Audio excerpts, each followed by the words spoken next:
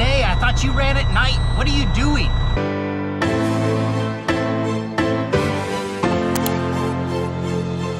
All right, before we get rolling today, I have some business and trucking stuff I need to tend to. Why did I bring a whole bunch with me? So in California, just like every state, they're required to do an annual inspection. We're also required to do a 90-day or BIT inspection.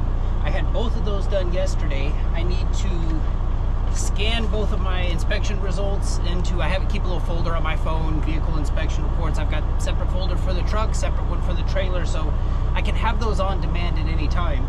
I know I also am required to keep a copy of them inside the truck, so that's why I brought the hole punch. It's gonna end up in this folder right here. And then I need to get the new stickers on the truck. Got the 90-day, got the annual, need to do that. This little load I have booked later is definitely, I'm gonna be going through the scales, so I wanna be sure that all my stickers and documentation is right before I get going. But I just have that to do. Gonna put the stickers on the truck, maybe clean up the glass and head out.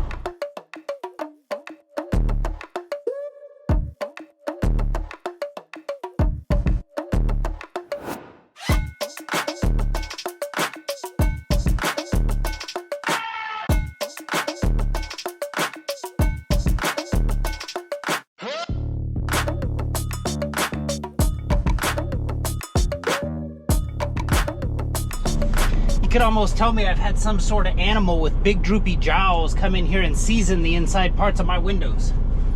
Now we're ready to run.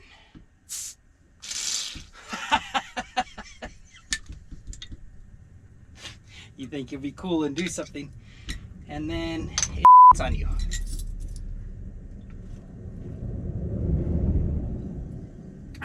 So much for being cool.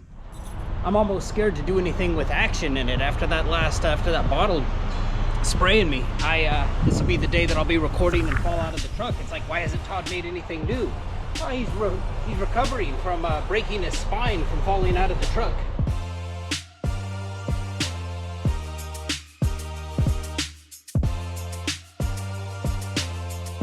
So DSD4 is quickly becoming my favorite spot to book loads from, as far as like when I'm looking to start my day. Historically, it's been DSD8 up in Poway, at which I live in El Cajon. There's a back way up there. But the problem with that back way is you gotta go up to 67, which is kind of a lot of stoplights, a lot of steep grades. Getting here, I burned like 1.5 gallons of fuel getting here. Usually I burn like 2 gallons getting up to DSD8. No steep grade, and it's just less cost for me to come here. Plus, when I start here, same thing holds true for DSD8, but when I start here, I don't have to pay that toll going down there. Anytime I go to the South Bay, like Otay, Chula Vista, that involves paying $5.50 for that 125 toll. Here, I get to circumvent that. So DSD4 might be my new starting place in this town. All right, just left DSD4. Not due down in San 5 for like about another, just over an hour.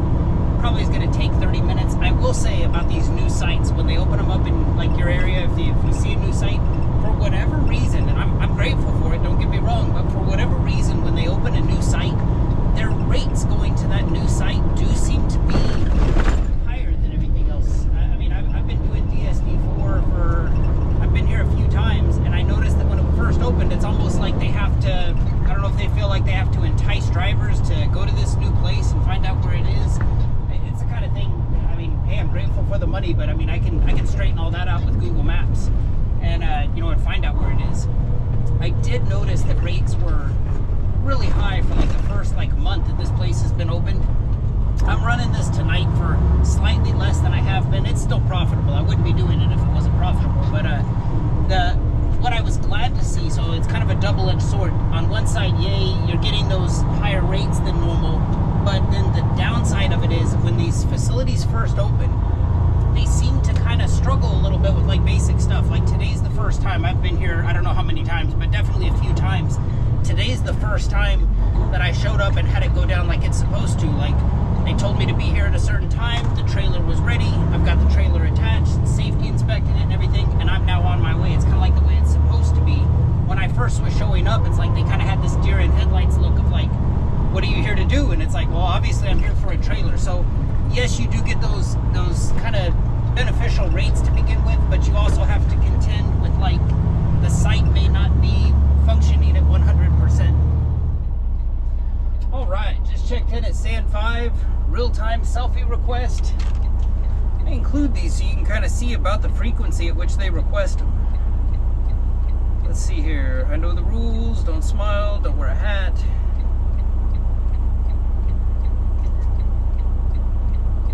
Yeah.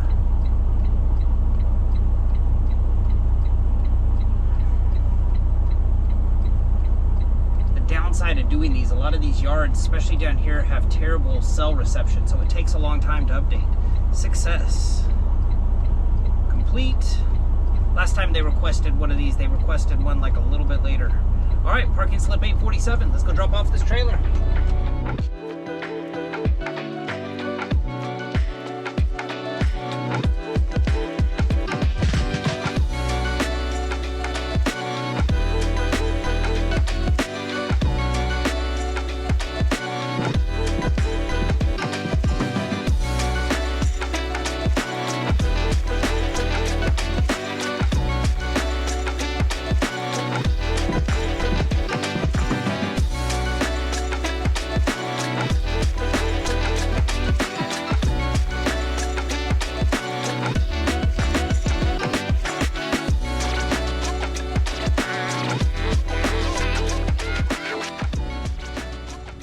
All right, got the trailer all connected, safety inspected and all that stuff. I'm gonna come back and do all the paperwork. Just heading inside to go get a cool drink.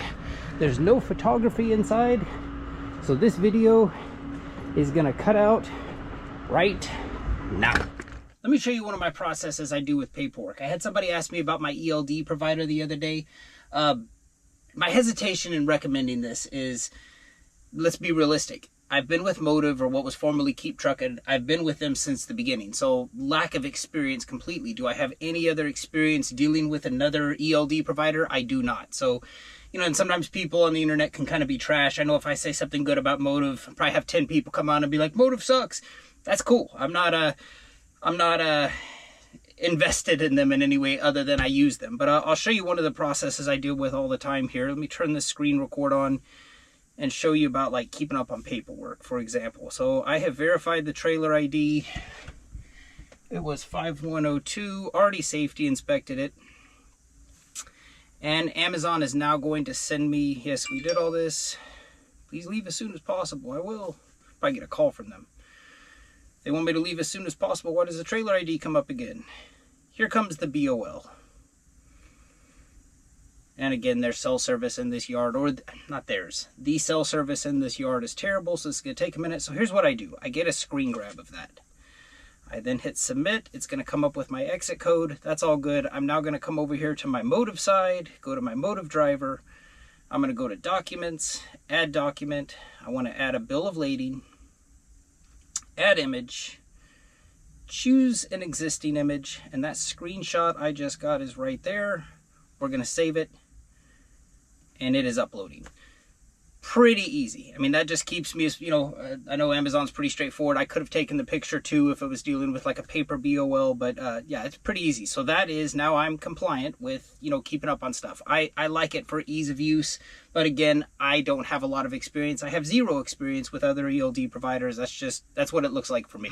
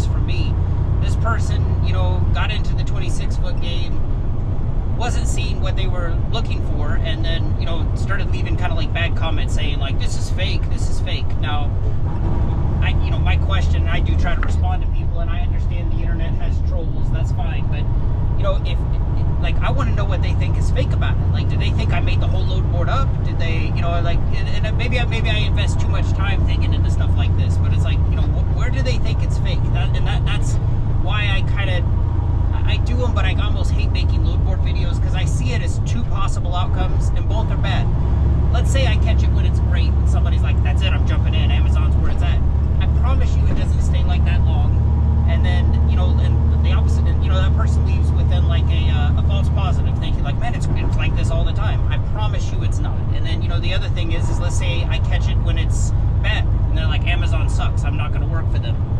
That's a false negative. They're coming out of that experience thinking like, okay, well, Amazon's just terrible, I'm not going to work for them. Both of those are absolutely false. What this game takes is kind of like, how good are you at picking up on patterns? How good are you at seeing, like my whole life, when I was working as a pharmacist, my whole life was, if you laid out a month, the wage didn't change. The wage was the same every day, and my employer got to pick what days I worked. Now, where trucking differs from that a little bit, it's like, you know, if they had come to me when I was working in pharmacy and they're like, well, listen, the wage stays the same, but you can pick the days, you can choose when you want to work, I probably would still be a pharmacist. I mean, that would have given me some of my autonomy back, and I would have been like, okay, well, this is cool, I'm at least making a wage, but at least I can pick and choose when I work. Where trucking is different is, imagine they give you that same month, and not only say that you get to pick and choose, but the wage changes every day. I mean, you know, and then anybody in their right mind is going to go through that and cherry pick out the days that are advantageous for them to work. Nobody's going to show up on the $10 days. Everybody's going to be taking the $100 days. So it comes down to, you know, how good are you at picking up on patterns? How many of the $10 days are you going to show up to and get burned on, only to realize like, oh, this is what happens. This is when these things happen, I know it's going to be a good time. I'll tell you, yesterday, not interested in working for Amazon at all. I turned it on. I mean, first thing I look at is load count. We've been seeing lately, as of like the last month, we've been seeing like 75 to 100 loads on the day. Or 75 to 100 loads on the board at a time. Yesterday I turned it on and there's 17. And I already know right then and there, it's like, okay, not even gonna look. Or maybe I'll look, I'll kind of take a peek as the day goes on. And sure enough, they were trying to send everything for like $1.50 a mile. Wasn't even worth my time. Didn't go out, didn't work for them yesterday. But then like I get on there today, paying attention to it, and I see this little load going for $6.50, and it's like, okay, now that's worth my time. Now, you know, am I good at picking up on trends? The night will tell. I mean, I'm heading up to Paris right now. No future work booked, but it's like, how good are you at picking up on trends? And basically, you know, like, how many days are you going to show up to that $10 day only to realize like what a $100 day looks like? So, you know, I don't want to say it's back. In my opinion, it is, but my hesitation in saying that is somebody's going to run out and buy a truck and then be like, that guy lied to me. I'm not. I'm just trying to be as honest as I possibly can. And this right here is the perfect example of why I would try to talk you out of double booking a load. I didn't double book a load, not to worry, but you know, I only do that in San Diego where I know like a way around or an alternative. This is my only way to Paris. I'm on the 15 north according to my Amazon GPS. When I left DSD8, I was going to get there around 8:30. Suspected I'd probably beat that. I was tempted to start looking at that load board, start showing me loads that start, you know, after 8:45. The problem is this load is booked out, I believe, until like 9:30 or 10 o'clock at night. If I had double booked a load thinking that like everything's going to be fine, this is one of those variables that will absolutely change your day for the worse. So I just dropped the trailer off up here at KRB4 up here in Paris. Got it done, I think, almost an hour before I was supposed to. So excited about that. Finished the load. Checked the grade. Last 7 days, everything's still at 100%. One thing about that grade that I'm going to have to keep an eye on, there was a load I ran sometime in this last week where even though I hit every metric, it said my on time, there's a little chart they put next to it, a little line, and I noticed that line dipped down. But then I went to like all my check-ins and everything was perfect. It was I think I made a video about it, but it's just something I'm kind of keeping an eye on. So it's Saturday at 9:02. I'm going to know for sure. I mean, they're telling me that the grade is at 100%, but I'll know tonight after midnight. I think if they do end up marking me down for something on time, I think it's kind of shady that they don't let you know right away, because you only have so much time to do a performance dispute. And like they're telling me this whole week that this little line dipped down, but they're saying the grade didn't change. It's still at 100. So If they don't let me know until tonight at midnight, my 14-day window to do that performance dispute now suddenly gets shrunk down to 7 days to do it. I still will absolutely do it, but it just, when I see stuff like that, that's something to look out for. The whole way up here I was thinking, is there anything else I want to add about, Motiv, Keep Truckin', ELD, that type of stuff like that? Probably the most important thing I left out. What do I pay for it? I pay $75 a month for the ELD and the front-facing camera. What do I use it for in ease of use? Obviously the ELD stuff, the front-facing camera, I do get on there. It's relatively simple to get, like if I need like dash cam footage or something, simple to get. I do my own quarterly IFTA filings, so there's a screen on there. You can't get to it. You can't get to it through the app, but you can get to it through the website. And it's super easy for somebody like me to go in and say, like, okay, show me all my IFTA mileage that I ran for this last quarter. It makes that real easy. I will include a link in this. I kind of hate when people do stuff like this. No obligation to use it, obviously, but they do give me, as a customer of theirs, they're like, if you refer anybody to us, I get $150, you save $100. If you want to use the link, by all means use the link. I can't do anything other than disclose my position in it. So obviously if you use it, you're saving $100. I believe they send me a $150 Visa gift card. So there's that. Can I be critical of Motiv? I absolutely can. The one thing that they tried to do that kind of rubbed me the wrong way, they try to upsell you on a driver facing camera. I opted out of that, obviously. I kind of wish they wouldn't. They kind of come from this story of fear of, well, we had a driver, or there was a driver who was accused of being on his cell phone, and the driver-facing camera was able to prove that he wasn't, and they ended up they were able to prove that accusation to be false.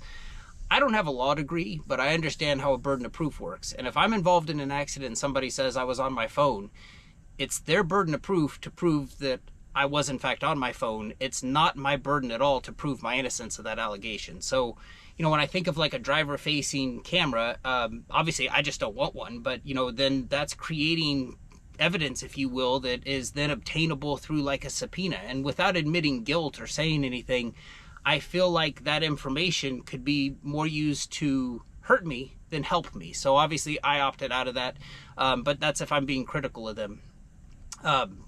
So yeah, I mean, they do try to upsell you on certain stuff. I clearly didn't go with that option. But anyway, interested in the Motiv link, I'll put a link to it in this video. I do plan on making a future video where I kind of go more in depth of like, okay, let's show you how to get a dash cam footage. Let's show you what I do to run my IFTA reports, that kind of stuff, just to be more thorough with it. But it was just on my mind tonight. Somebody asked me about it, but probably gonna like call it quits. I got a either late breakfast or early lunch tomorrow with a friend in Long Beach. So the plan was to be home early. I'm just debating on, do I want to stay out now? I've got plenty of time left on my drive clock. It's just a matter of, if I want to, how much do I want to go hunting tonight for that next load? So we'll see. If I do get anything else, I'll put it in the breakdown at the end. But as always, I hope this video serves you well. Appreciate you for watching. Take care.